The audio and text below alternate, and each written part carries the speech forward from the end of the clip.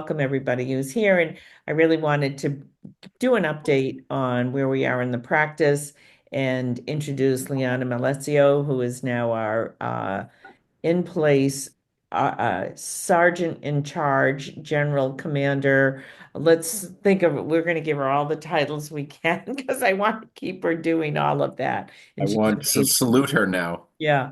And Keith Rithington, who has been really a backbone in the practice. We keep him locked in the closet, but he He he broke out comes tonight. out. We broke him out tonight. He really has been a major support for us in our nutrition and herbal and supplement practice.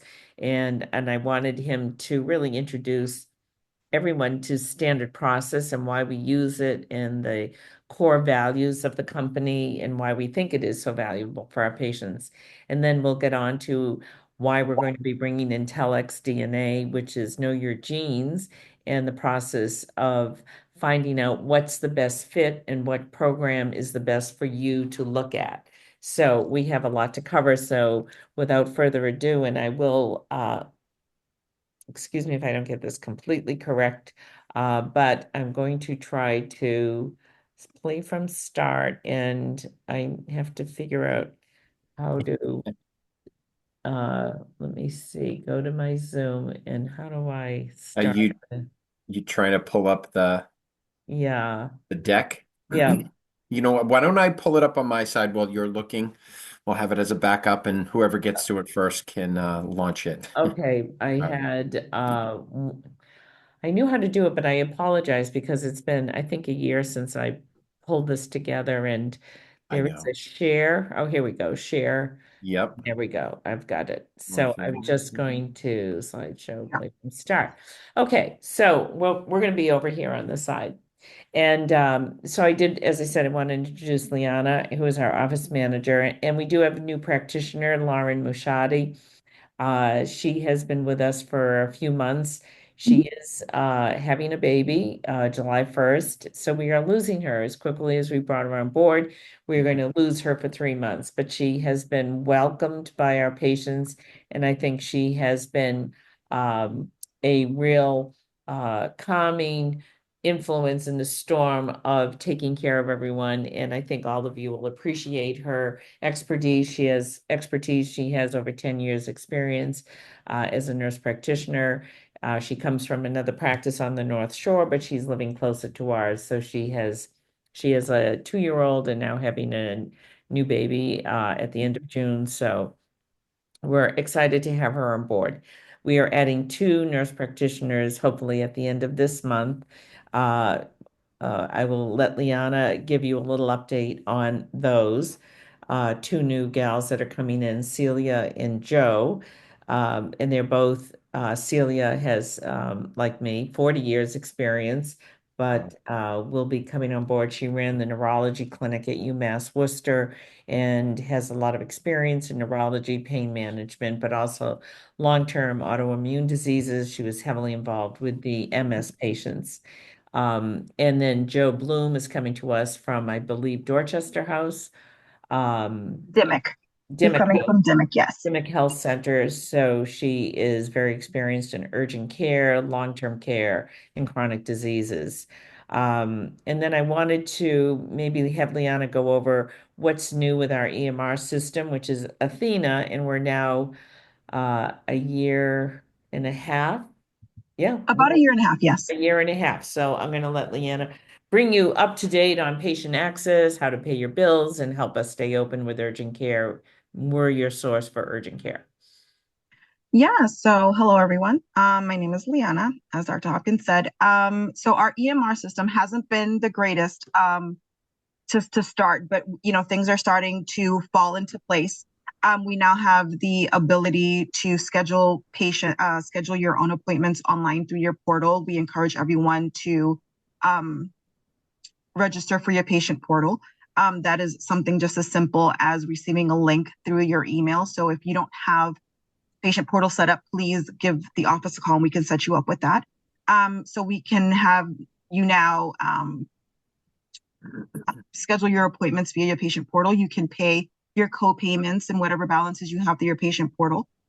You can also request your medication refills and appointments and kind of message providers on the portal. However, on that kind of note, we ask that you bear with us because our providers are super busy throughout the day, as you guys well know, and it takes them a long time to respond to your requests on the patient portal.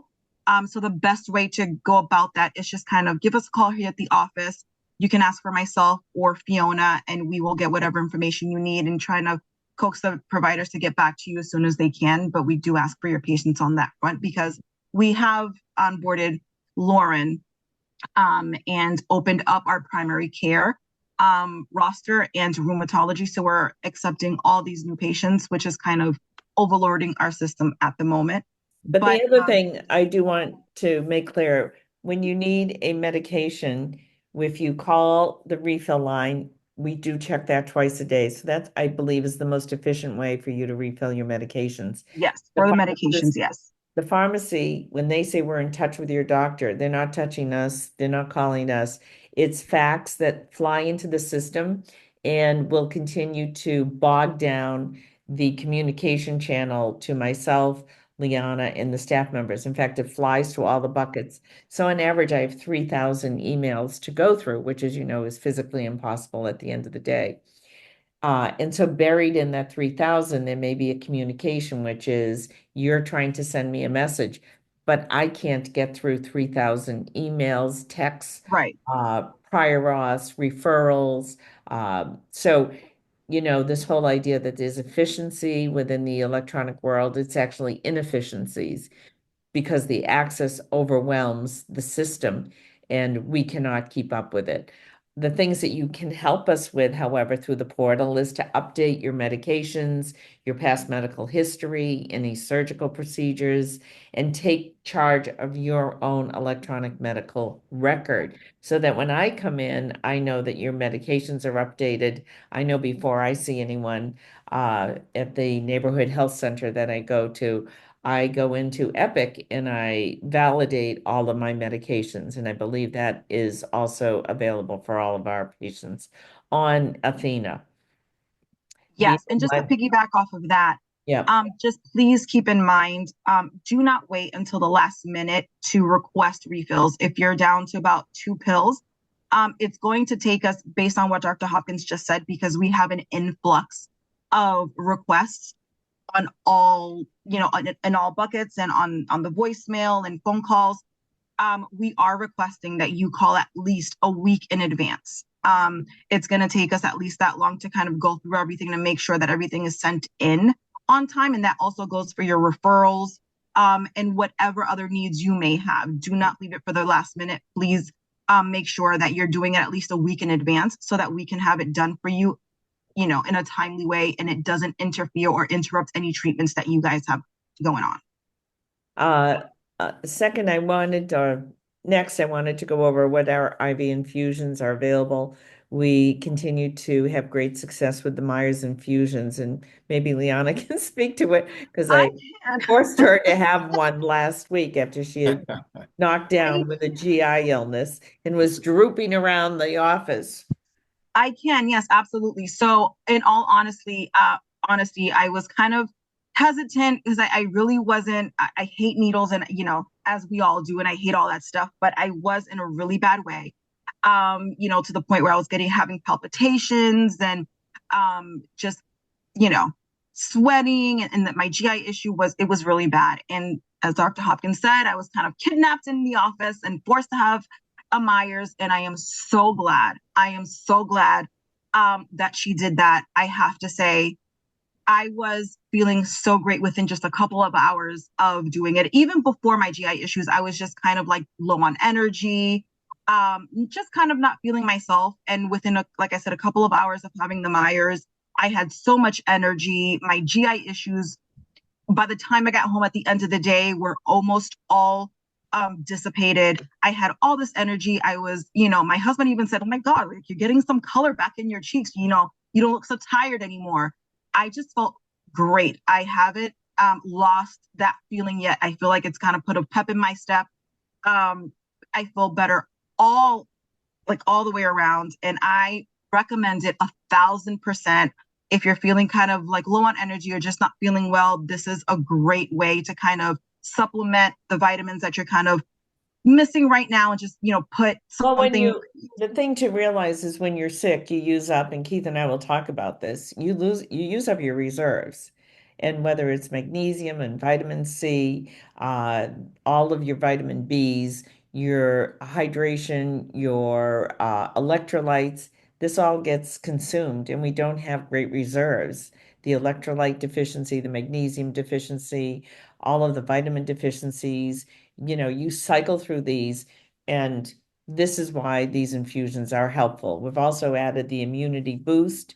We have the glutathione boost, which is an antioxidant that we use in a lot of patients with long COVID, long Lyme disease, Epstein-Barr. We also do regularly rehydration, especially for our Ehlers-Danlos patients, and IV antibiotics, which I think is a great addition to what we can offer patients on the acute side. So this is all still available, and we have moved our biologic infusions over to both Novella and Sweet Life, but we are looking forward to Sweet Life coming back on board with us in the next month or two. So we will be back at our in our building in the next month.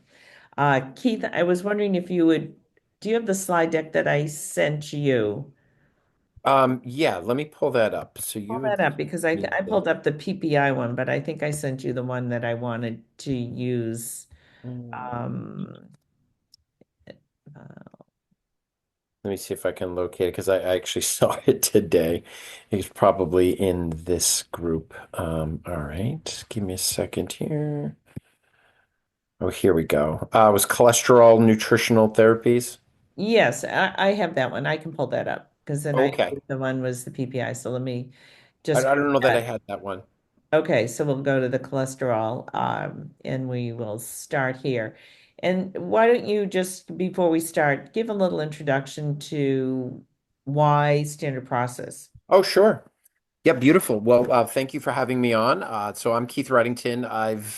I've known Dr. Pat Hopkins for quite some time now. I've been in and out of that practice for years, doing lots of things from heart sound recorders to some esoteric types of assessment systems with Leslie in the office. But I've been with a company called Standard Process now for 17 years. I've been using them in my life and my family's life since 2004. And so, a quick thing about Standard Process is that we, as a company, are in our going into our 96th year of being in business. So, we started in 1929, and we started, for all intensive purposes, the first multiple vitamin and multiple mineral product here in the United States in 1929. And it's still one of our top five selling products 96 years later. So that's what Standard Process does. I do, if we can get to it tonight, Dr. Hopkins, I have a little deck. I could just show it like maybe 3 or 4 slides to kind of Sure. illuminate this process. But what Standard Process also does well, we do something called organic farming. A lot of people still do that or they try to do it. But one of the amazing things is we have a 1,000-acre organic farm in Palmyra, Wisconsin, which is about 45, 50 minutes kind of southwest of Milwaukee. And the reason why that area of the country was chosen is because it had one of the more fertile soils that the country had. Clearly, California has some, but Wisconsin has always been renowned for organic farming.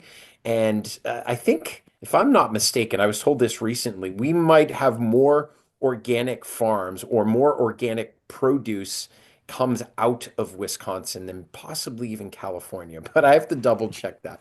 But all in all, it's still a very fertile place. And that's where we chose to kind of put our roots because the soil was there first. That's the soil we wanted to grow our crops on. And those crops now go into multiple products in our line. As a matter of fact, it's about 75–80% of our products. So that's a little bit about me. That's a little bit about Standard Process. So I wanted to, the reason I chose the role of cholesterol, because it really points to a path in our healthcare, which started after the Framingham study in the 1950s, when they enrolled 25,000 men in Framingham to look at the incidence of heart disease. Now, one must also look at that period of time. There were many smokers uh, in post-World War II Massachusetts. And so they followed these people, and over the first 25 years, so in the late 70s, they did an analysis of who had heart disease, and they looked at cholesterol. And people with an LDL less than 70 had a lower incident of, in all comers, a lower incidence of coronary artery events. They then decided to develop statin drugs to block the production of low density lipoproteins because of its association with coronary artery disease, which was increasing. It was the chronic disease of the 60s, 70s, and 80s. We have many more. The error that took place, and then it was really exposed pretty quickly that the real culprit was insulin, and the real culprit was insulin resistance and metabolic syndrome and liver congestion. And, cholesterol is made in the liver, it's put into the bile, it's used in your system. It also is made throughout your body for your brain, for your the ability for your nerves to work, for your brain to work. Cholesterol is a stabilizer of every cell membrane. Yet here we were telling people you couldn't have cholesterol. We're just going to drop this down. And a study was done in a mental institution. It was a sentinel study in the Midwest where a cardiologist had everybody was given either a vegetable-based margarine or butter, and the people on the margarine had a triangle pat of butter, and the people on butter had a square tap of butter. And they could absolutely control who got butter and who got vegetable oil because the cardiologist had become a vegetarian following the Framingham study, lowered his cholesterol, and was eating, saying, if we just took butter away from everybody, we're not going to have heart disease. Well, when they broke the code 5 years later, it turned out the opposite was true. Everyone on butter had lower cardiac events than the people on the um, the vegetable-based oils. And now as we know, we're talking about seed-based oils, which are even a greater danger to us. So I think I wanted to go through what are some of the messages we have that could be helpful for people thinking about your cholesterol and the hydrogenated fats. And how do you really get at that? What are the diseases that we see? And as you know, when we're looking at hydrogenated fats, we are every time you go out to a restaurant, every time you eat food that is fried, you are exposed to hydrogenated fats. The seed oils are even a greater danger. When you extract oil from the seeds, it actually looks like tar, and what they have to do to that in that process is both carcinogenic and creates hypertension, diabetes, puts you at risk for autoimmune disease, kidney disease. They are really they're a bad actor in our lives. And like many things, we've been sitting here just consuming them. It's not all fructose corn syrup, which is a big story. So about 40 years, they did a review of 40 years of statins, and they found that there was no improvement in longevity. In fact, the overall number, I think, came out to 2 days, those that were on statins and those that were not. A recent study, the START study done by the Brigham and 5 other centers, again, 25,000 people, the majority of patients, the majority of patients that were having coronary events were already on statins. So again, we have to let's start to go back and think about if cholesterol is so bad, why is it so good? Why does your body need it? When I was in research in New York, I was building membranes and liposomes for drug companies. And in fact, I had to put cholesterol in order to stabilize the membrane that I was making. That would be the drug carrier for the drug. It was like a little, spaceship that would go around and carry the drug. So it always occurred to me, I know they wanted to put me on statins 40 years ago, and I kind of saw what happened to my parents. And it was, something that I kind of held off, and we'll get to the DNA and why I ended up on a low dose. But I started to look at what could I do for myself that wouldn't entail going on these medications at such an early age. And I really turned to standard process at that point. So maybe, Keith, you might want to mention some of the things that we've been looking at that Yeah. help the liver unload the cholesterol. Yes, it's a very interesting question because we get this a lot that comes in, and I know in most primary care offices, cholesterol based symptoms or even some diseases that are maybe being driven by too high cholesterol. What do we do to manage that? And the solution has always been to go on statins. Well, as Dr. Pat mentioned, there is some time where you may have to go on to a low dose statin, particularly if you have a genetic predisposition for something. If that's not the case, how are you going about managing cholesterol in the body? Well, there could be some familial problems there, as we mentioned, there could be some genetics. But one of the bigger things is if you start mobilizing cholesterol in the body, it doesn't just go through your pores. You don't kind of, leave it out the backside or urinate it out. It actually has to go through the liver. So the liver will process it. Now the bile will take that kind of conjugated cholesterol out of the system. But we're presupposing several things that the liver is healthy enough to produce enough healthy bile on demand. And two, that the bile that's being stored in your gallbladder has the potential to actually leave the gallbladder effectively. So imagine a backup on the highway. We've all been in it before. So when you see three lanes go down to two or two down to one, you always see congestion. So think of your liver making bile, releasing bile. It goes down into your gallbladder and is stored. So the gallbladder needs to squeeze out nice, thin bile to remove the cholesterol that you just mobilized because you took something. Now, these are all good things, but imagine that two lanes down to one metaphor. If everything gets backed up and you've released this cholesterol, you're creating more of a problem. So, one of the biggest things is just making sure that you have healthy bile output and bile flow from the gallbladder. So, in herbal medicine, they call those choleretics and cholagogues. Okay. You will be quizzed on that by Dr. Pat at some point in the practice. The other thing is, are there types of plants that can have a beneficial effect on the mobilization of cholesterol?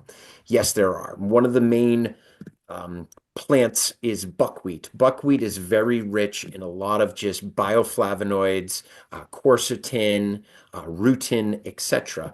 Now, nature has always provided some of the natural antagonists or the natural solutions to excess cholesterol. Those are great, but the biggest thing is we have to figure out how to make sure that the real term is the hepatobiliary system. The liver and gallbladder play nice together and the signals are being received. So all of this cholesterol we're mobilizing can be excreted through the bile route and out. And these are some of the things Standard Process had. These are some products that have literally been around for some 65, some 75 years, but there's a product here called Orchex.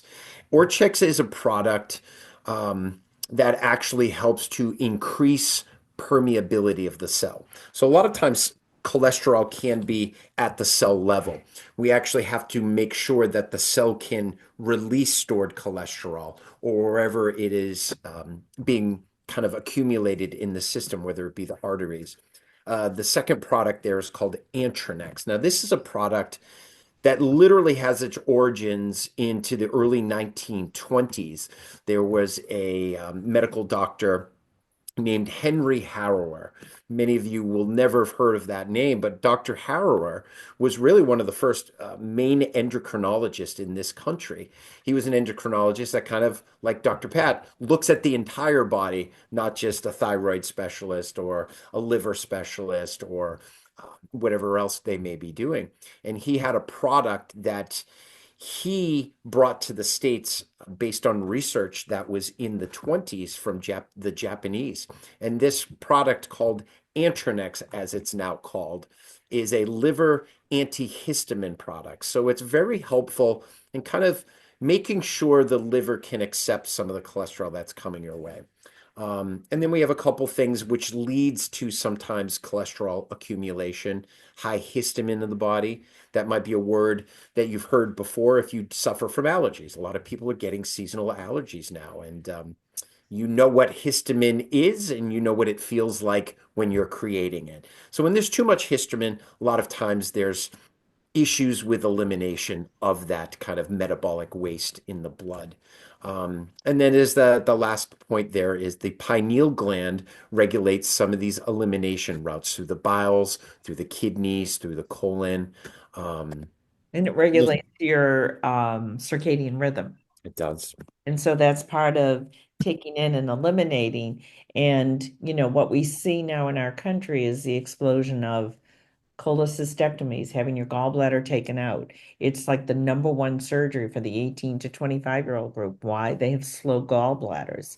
They can't mobilize the bile. I do HIDA scans, which is a nuclear medicine scan to look at bile excretion. So if you eat a meal, how much bile should come out? Well, we'd like to see 50 to 60% of the gallbladder empty when you've challenged it. If you've ever eaten a fatty meal, think of that as if you were eating a stick of butter, you need to break that fat down. Your body can't digest it. And you feel that pain in your right upper quadrant. That's your gallbladder being signaled to dump. And if it can't dump, what are you going to have next? You're going to have fat that's not digested, and then you're going to have irregular bloating. You're going to have loose stools. You're going to have urgency because all that fat, those chunks of fat are getting down into the colon, and it's creating diarrhea in irregular bowels. So the looser, I actually had a patient with gallstones, and I put him on Antranex, Orchex, and Livaplex. And Livaplex thins the bile, Spanish black radish, milk thistle. These are all herbal elements that are created that can thin the bile. And he went back to his surgeon, and the surgeon ordered an ultrasound, and he said to my patient, he goes, I don't see the gallstones anymore. He said, oh, well, Dr. Hopkins put me on something called milk thistle. He remembered that. And then he said, and something else that made my bile work better. And he looked at it and he goes, well, I'll have to remember that if the patient isn't a good candidate for me to take out the gallbladder. And I was thinking, really, we don't think that we're going to improve somebody's life, or we're just going to rip out the gallbladder Yeah. because that has enormous implications for you in the long run, not to have your bile. You need your bile as a detoxification sink, as a digestive aid.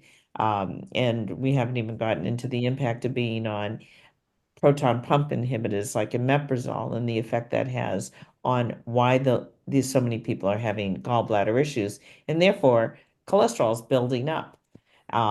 So we're really looking at how can we support you in the most natural way with the energies of plants using things like buckwheat and Orchex. When I needed to deal with my cholesterol of 400, I went on Intranex, Livaplex, and ate 5 milligrams 5 times a week. I wouldn't take it all 7 days. And my cholesterol came down 200 points. And of course, I'm thrilled. And my cardiologist is like, oh, we have to get it lower. I'm like, no, I think we're really good at doing at right where we are doing this way. And I think that we're really struggling with you hear so much about diets, cholesterol and diet. Heavy meat diet increases the nuclear protein waste up to 300%. As we age, we should be cutting back. People say to me, I don't eat meat, I only eat chicken. So meat. There is a lot of risk. Do you want to talk a little bit about shifting to the high protein diets? I don't know what. Yeah. Yeah. So you know, the thing is, nobody's ever really figured out what we should be eating. I mean, you just go into any store, if there's still brick and mortar stores for books, and you go in any diet section, you'll be in there for days. There's a book on everything, which tells me either everyone wants to capitalize on the misinformation out there or the confusion, or there's that many different ways to eat. So as you age, your body naturally wants to probably stop consuming as much meat in your diet. Meat-based diets generally, as you can see that first bullet point, create what we call nucleoprotein waste up to 300%. Now that's exacerbated, especially if you don't have enough digestive acid, you don't have enough proteolytic enzymes in your body, or what we've just talked about, enough good quality and healthy bile flow. Everything tends to back up. So when this nucleoprotein waste builds up, it has to be dealt with. And a lot of times that goes into what we call the sewer system of the body, or the lymphatics of the body. I just recently listened to a gentleman, he called it the dead tissue toilet. I know it's a little harsh, but that's where everything goes to either die or go into the source system. So meat, if you don't effectively break it down, the remnants of it will do two things. Many of the smaller particles can get into the lymphatics after the immune system and the digestive systems acted on that. But secondly, if you don't effectively break these things down, it will sit there in your colon and effectively kind of give you some symptoms that you don't want. Some people experience heartburn. Any kind of GI upset can be there. It's a high risk for elderly shifting to high protein diets. Now, one big thing that I've learned in just from reading a lot of things from the 20s on is you don't want to do any kind of immediate shift in your diet unless it's life-saving. Because if you shift too far, it creates too much stress one way. If you have time and the coaching and the resources available, incrementally you want to get yourself there. Now, naturally, as we all age, the hydrochloric acid and the enzyme content of our bodies tends to diminish to a certain degree. So every decade it keeps dropping. Your taste preferences should go towards things that are a little bit more bland, a little bit less likely to cause digestive upset. Now, if somebody's still doing a lot of protein, there's an amazing product that the practice has. It's called Zypan, Zypan.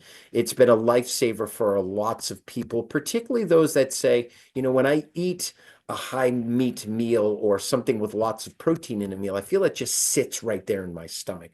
That's the only thing we ever need to hear.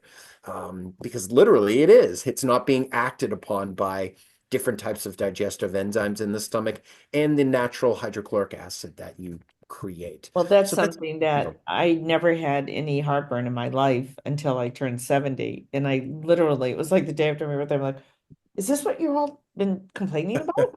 is this what people experience? Oh my goodness. And I went in and I grabbed the Zypan, which I had brought home for my husband because he has heartburn. And I took one, and adding the acid back into my stomach got my esophageal sphincter to close. I no longer had any reflux symptoms. So Wow. the last thing I wanted to do was to go on a PPI and actually diminish my acid further. You actually need to bring the acid back in the stomach. So I love Zypan. I've put many, many young and old, because people, if we want to come off the PPIs, the data is not good for the long run. So it really has been a fit. I probably is now my number one go-to in the closet with my magnesium and vitamin D. But the other study I wanted to bring up was the British Medical Journal did a wonderful, elegant study looking at berberine. And so when we talk about nucleoprotein waste, digestion of the animal protein, because it is heavy, and in, Oriental medicine, the heat of the animal is very different than the weight of the vegetable. So when we think of, I always say, a friend of mine wrote a book called uh, "If the Buddha Came to Dinner," how what in your mind would you feed the Buddha? Well, people are gonna bring out the cow and slaughter the cow. We're sort of, all right, here's your rice and vegetables and a fish dinner or something very light. So they did a study looking at berberine, 500 milligrams twice a day, head to head with Lipitor, and they found that berberine shifted the microbiome in the small bowel in its processing of the nucleoprotein in the animal digestion tract of us eating meat, and that it decreased calcifications in the coronary arteries. So it actually was a protective mechanism. So once I read those studies, I was like, all right, berberine is kind of my go-to every day, twice a day, because it's supporting the biome that is most beneficial to manage cholesterol instead of taking more drugs. I wanted to take less and be able to optimize my risk. So here are a few other things where I don't know, but AF beta food, another really workhorse in the practice. I know Leslie loves AF beta food. Yes, that's a good one. So basically, I'm just quickly on AF beta food. There's several things in it, but the primary mechanism and its kind of action on the body is through the use of beetroot. Beetroot has been praised historically for thinning bile, increasing bile output. So if you're not eating beets in your diet, I would say you need to. Most people take the root, but they get rid of the leaf. You want to consume the entire thing. It doesn't have to be in one sitting.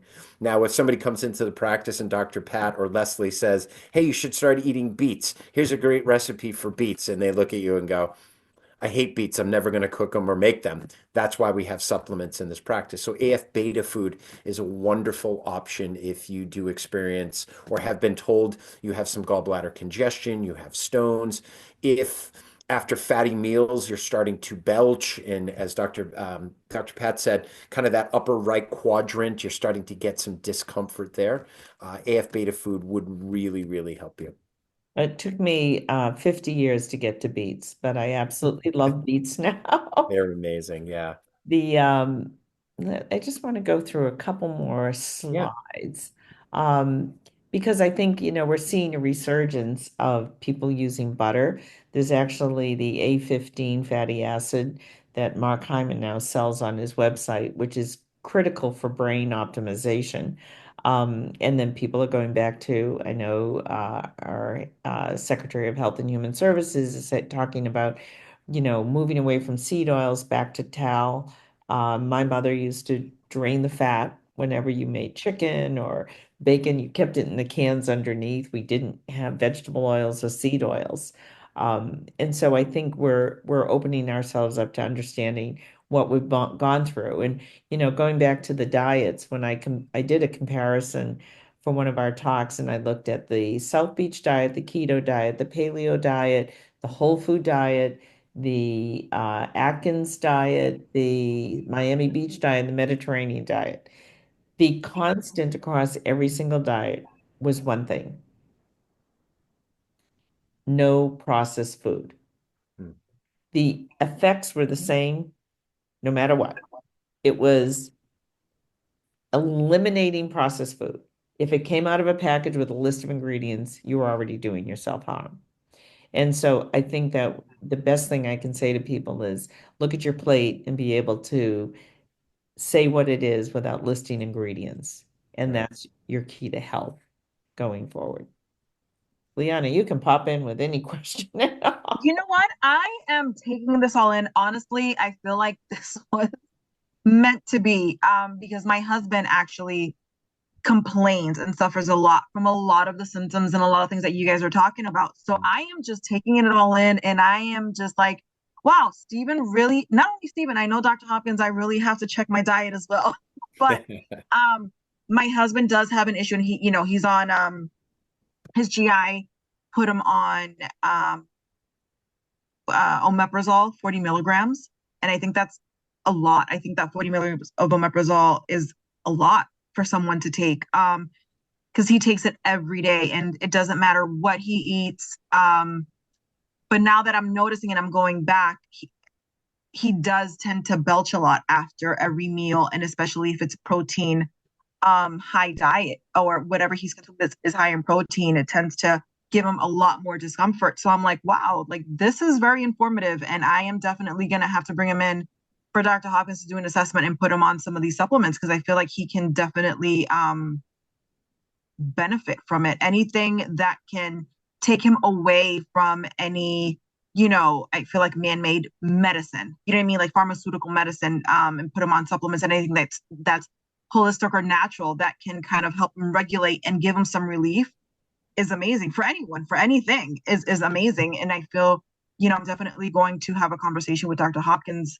to see what else we can put him on. And it would be nice to kind of use him as a guinea pig for me anyway, just to kind of see, what the difference is as far as the omeprazole and putting him on the supplements that we're currently discussing and the time period that it takes him to get here. I know that we also, Dr. Hopkins, you asked me, to have him try out marshmallow root, which was he was ecstatic about the marshmallow root.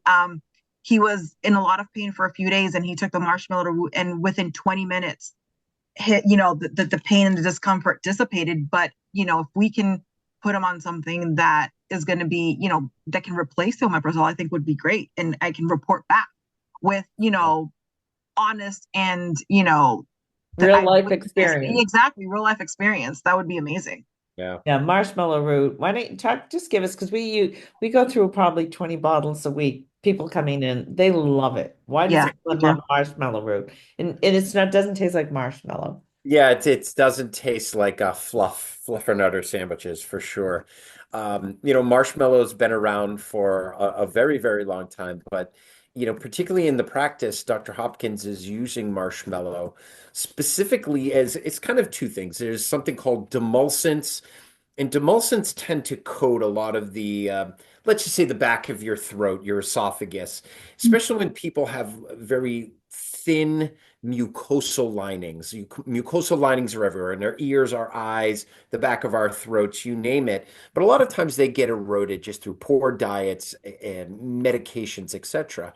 So when you consume things, you tend to impact that mucosa without its covering on it oftentimes. So using marshmallow helps to coat the back of the throat, but it doesn't just stop there. It continues to go through. So it'll get it into the stomach. And the further it goes down, the more it'll start to soothe. So that kind of demulcent or coating part of it is great. And there's another fancy word which I will use is called mucilaginous. I don't know if any of you have ever seen okra, eaten okra, or cooked with okra, but okra is very, very mucilaginous. It's almost like this goop that comes on there. But imagine foods like that for people who get heartburn, have like Barrett's esophagitis, have gastric mucosal problems, ulcers. Marshmallow and other types of foods which have those types of properties are amazing to have. And as Liana had mentioned, her husband has probably no idea what he's consuming, but within Not at all. 20 minutes, he goes, I feel a lot better. I love this. Yeah, would you prefer to do that, or would you prefer to continue taking a medication, which may fix the boo-boo, may cause another one down the road? So Exactly. marshmallows are excellent. Yeah, and maybe in our next get together, we'll chat about PPIs and the long-term data showing actually an increase in esophageal cancer, not a decrease, Wow.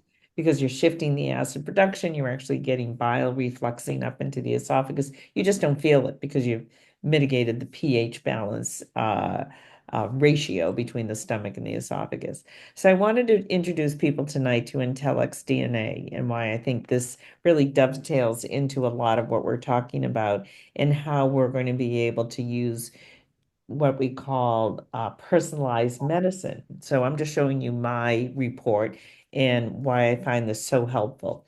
So it's a swab in the mouth, and there are a number of different um, programs that you can choose. You can choose cognitive decline, you can do general wellness, you can do mental health. Those are the three big uh, towers of information that you're going to get. I did the brain and general health because I wanted to look at what's my overall risk, what are the risks I have in my DNA. I know I could plot it out with my family, strokes, hypertension, heart disease, but how am I going to mitigate those? And do I need to take, what are my options for treatment? So here's how you kind of build a panel where you're going to start looking at what did the genes tell you? And what I like about this is we can go in and I can choose the panel and go, well, I want to see what my cognition, both my parents had dementia. Uh, they didn't develop Alzheimer's, even though my mother had an amyloid scan that you would have predicted her having severe Alzheimer's. She really just had the memory issues. And it turns out I got all the great genes for having issues with my memory. And what's so great about doing the Intellex DNA. It's a one and done. It's a one-time investment, but it's an investment for the rest of your life. So I have this ApoE4 gene, which are multiple pathway effects on over 1,000 gene. So this is the clearing for amyloid. I don't have the good one. I have the ApoE-C, so I have the TC, and that's a 26%. So this will start to drill down on what my genetic variation is, which, and it's red because it puts my ratio at 3.2 above a no risk. And then I'm going to come down here and it's going to start to tell me what are interventions that I might pursue with for somebody that carries this genetic gene that puts me at risk for amyloid deposition. They offered me an amyloid scan when my mother was 79 and I was 50, and I turned it down because I just didn't really want, I wasn't ready to know at that point in my life. Mhm.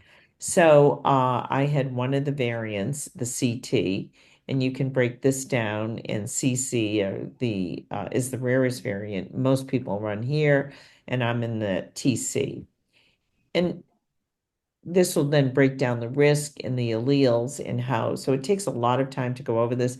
There's enough information in these reports to really visit with your physician probably for 3 years and to drill down on how much risk you have and really prioritize the high risk and then the lower risk.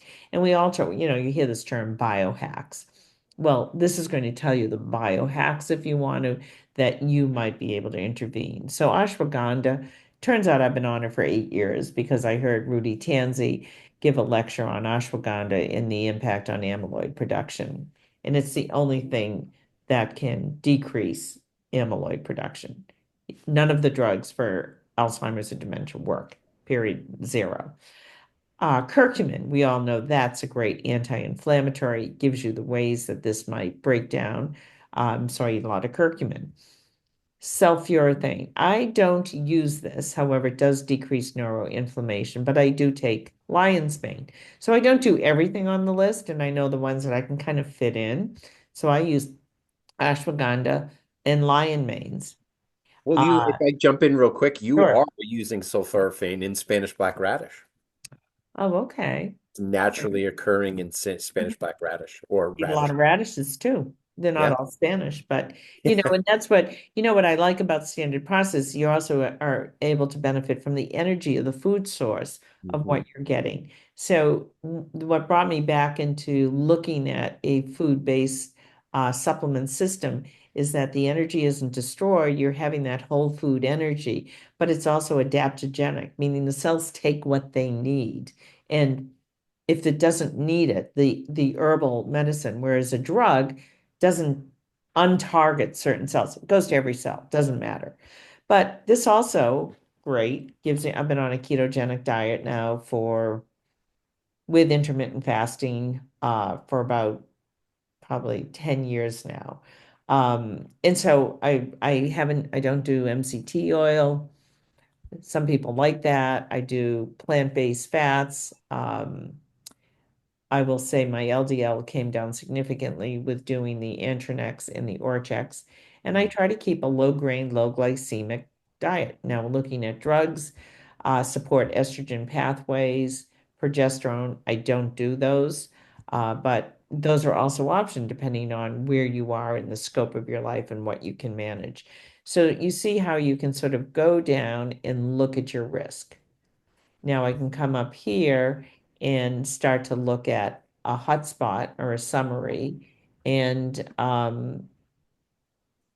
me see, I'm going to go back and we're going to do a hotspot report.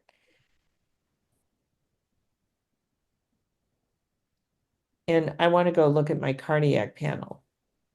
Well, lucky me, I ended up with, again, some great risk factors. So insulin resistance. So if I'm going to have insulin resistance, which I know many people have insulin resistance, and we're all at a greater risk of it with the contaminations in our food. Glyphosate is corrupting the metallic enzymes, which help break down and then stimulate insulin. We're leptin resistant and insulin resistant.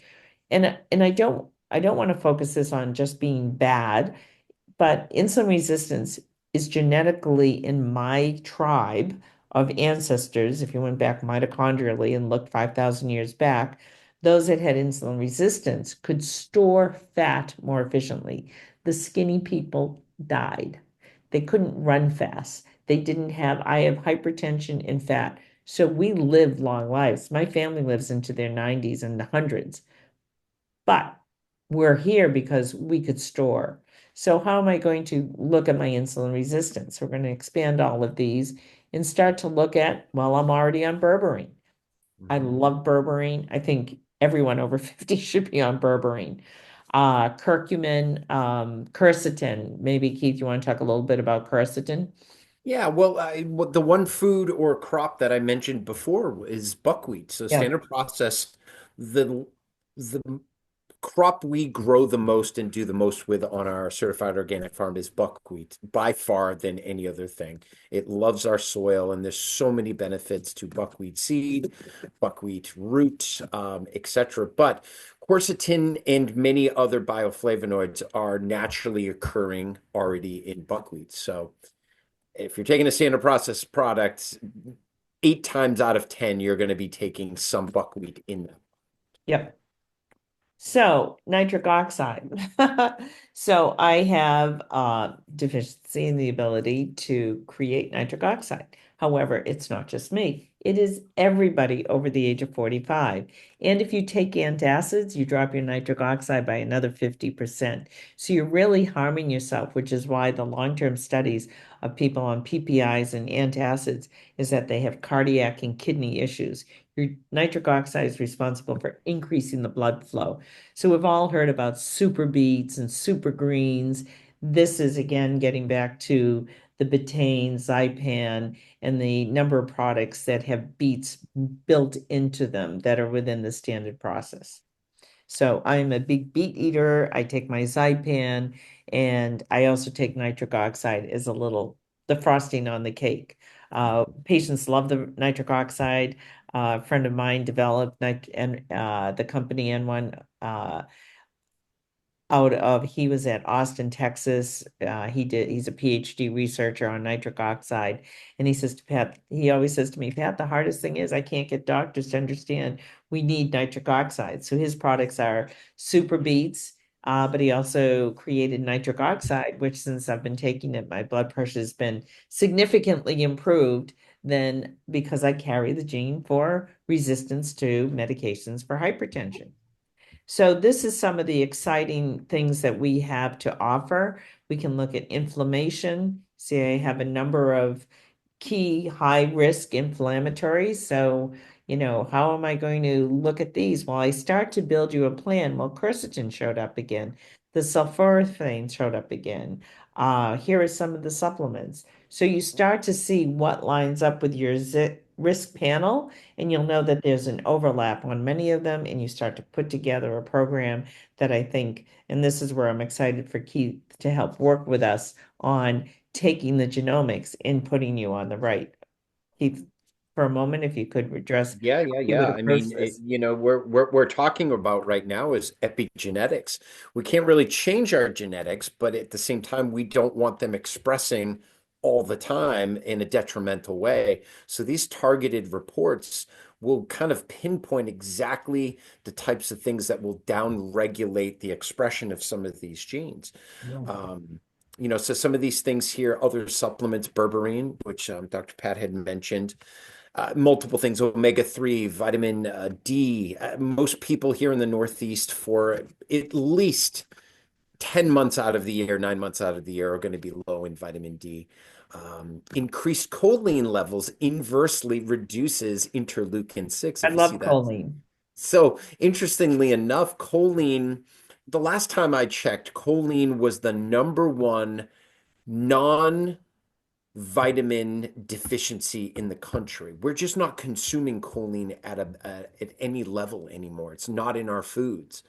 So Interesting. that's a big one. N-acetylcysteine or NAC.